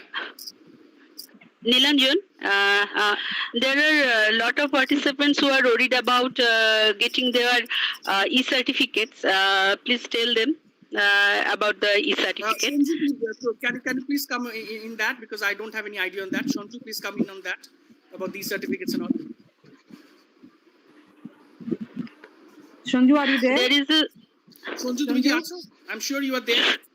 তুমি একটু unmute করে বলে দাও কি ই-সার্টিফিকেটের কি ব্যাপার, একটু বলে দাও প্লিজ। Shanju?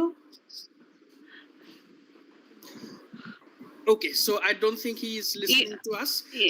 E-certificate Yes. সেটাকে একসাথে সব সার্টিফিকেট গুলো সবার মেইলে পাঠিয়ে দেওয়া হবে। So they did not মোটামুটি আমরা 7 থেকে 10 দিন সময় নেব। 7 থেকে 10 দিন সময় নেব, তার মধ্যে সঞ্জু আমাদের ওই সার্টিফিকেট গুলো প্রিপেয়ার করে যারা হয়তো লাগবে না, 3-4 দিন ম্যাক্সিমাম লাগবে না। হ্যাঁ, আমি একটু বলছি। হ্যাঁ, বলো। Already back link in the WhatsApp group, তো মনে হয় না কোনো অসুবিধা হবে। উইদিন 2 days or বানান ঠিক করে লেখে, সাবধানে লেখে। No, we'll take some time. It's time to prepare those things. It takes some time. So I will say that within 7 days, within a week. So don't you say that within 7 days, all of us will get the certificate. Okay. So thank you very much for Nilanjan has thanked all of us. So thank you, Nilanjan. Also, you have been with us from day one, and as IQAC coordinator, yes, he is with us from A to Z of every webinar. So thank you so much, Nilanjan. And Subroto da, আপনাকে special thanks আপনি সঙ্গে থাকার জন্য। সঙ্গে থাকলে খুব ভালো লাগে যে বড় কেউ একজন সঙ্গে আছে, আমার খুব ভালো লাগে সেটা। তো আগামী দিনেও আমরা একসাথে অনেক কিছুই করতে পারবো। দেবিকা ম্যাম, আপনাকে খুব ভালো লাগলো, খুব ভালো বলেছেন আপনি। আর মানে টপিকটা আমার ভীষণ ভালো লাগলো এই জন্য যে এই ধরনের টপিকে আলোচনায় খুব সচরাচর আমি পার্টিসিপেট করার সুযোগ পাইনি। So thank you once again. এখন তো ভার্চুয়ালি দেখা হলো, আশা করি আগামী দিনে যখন সবকিছু আমাদের ওল্ড নর্মালের মতো আমরা ফিরে পাবো, তখন আবার দেখা হবে। থ্যাংক ইউ, সবাই ভালো থাকবেন, সেফ থাকবেন, সুস্থ থাকবেন। Thank you. থ্যাংক ইউ ধন্যবাদ। Thank you. Thank you. Debika ma'am ধন্যবাদ। Special thank you to Nandidi. Thank you. সবাইকে ধন্যবাদ। ওকে।